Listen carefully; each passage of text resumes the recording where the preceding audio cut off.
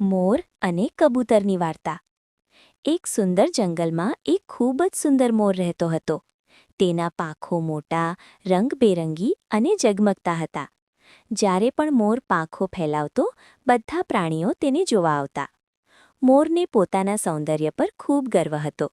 તે ઘણી વખત બોલતો, "જુઓ મારા પાંખો, મારી જેમ સુંદર કોઈ નથી." એ જ જંગલમાં એક સફેદ કબૂતર પણ રહેતું હતું. કબૂતર સાદું હતું, પણ બહુ દયાળુ અને સમજદાર હતું. તે રોજ દૂર દૂર ઉડીને સંદેશા પહોંચાડતું અને બધા પ્રાણીઓની મદદ કરતું.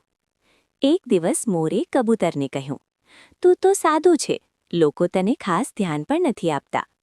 કબૂતરે શાંતિથી જવાબ આપ્યો, "સુંદરતા સારી છે, પણ ઉપયોગી બનવું વધારે મહત્વનું છે."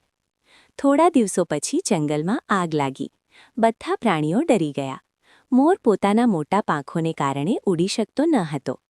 ત્યારે કબૂતર ઝડપથી ઉડી ગયું અને નજીકના ગામમાં સંદેશો પહોંચાડ્યો. ગામના લોકોએ આવીને આગ બુઝાવી અને જંગલ બચી ગયો. મોરને પોતાની ભૂલ સમજાઈ. તેણે કબૂતર પાસે માફી માંગી અને કહ્યું, "હું સુંદર છું, પણ તું ઉપયોગી અને સારો મિત્ર છે." ત્યાંથી બંને સારા મિત્રો બની ગયા. મિત્રતા કોને કહેવાય? મોર અને કબૂતર સમજાવે છે. એક હરિયાળા જંગલમાં એક સુંદર મોર રહેતો હતો. તેના પાંખો બહુ રંગીન હતા, તેથી બધા પક્ષીઓ તેની પ્રશંસા કરતા. એ જ જંગલમાં એક સાદો, શાંત કબૂતર પણ રહેતો હતો. કોઈ તેની ખાસ નોંધ લેતું નહીં, પરંતુ તે દિલથી બહુ સારો હતો. એક દિવસ જંગલમાં ભયંકર તોફાન આવ્યું. મોરના સુંદર પાંખો ભીંજાઈ ગયા અને તે ઉડી પણ ન શક્યો. બધા પક્ષીઓ દૂર ઉડી ગયા, પણ કબૂતર મોરને એકલો છોડીને ગયો નહીં. કબૂતરે કહ્યું, "સુંદરતા કરતાં સાથ વધારે મહત્વનો છે."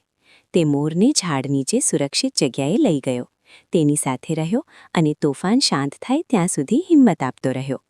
તોફાન પછી મોરને સમજાયું કે જે મુશ્કેલીમાં સાથ આપે, જે સ્વાર્થ વગર મદદ કરે અને જે સારા ખરાબ સમયમાં સાથે રહે, એ જ સાચો મિત્ર. મોરે કબૂતરને કહ્યું, "આજથી તું મારો સારો મિત્ર છે. મિત્રતા દેખાવથી નહીં, દિલથી થાય છે." શીખ: મિત્રતા એટલે એકબીજાની મદદ, વિશ્વાસ અને મુશ્કેલીમાં સાથ. સાચો મિત્ર હંમેશા સાથે ઊભો રહે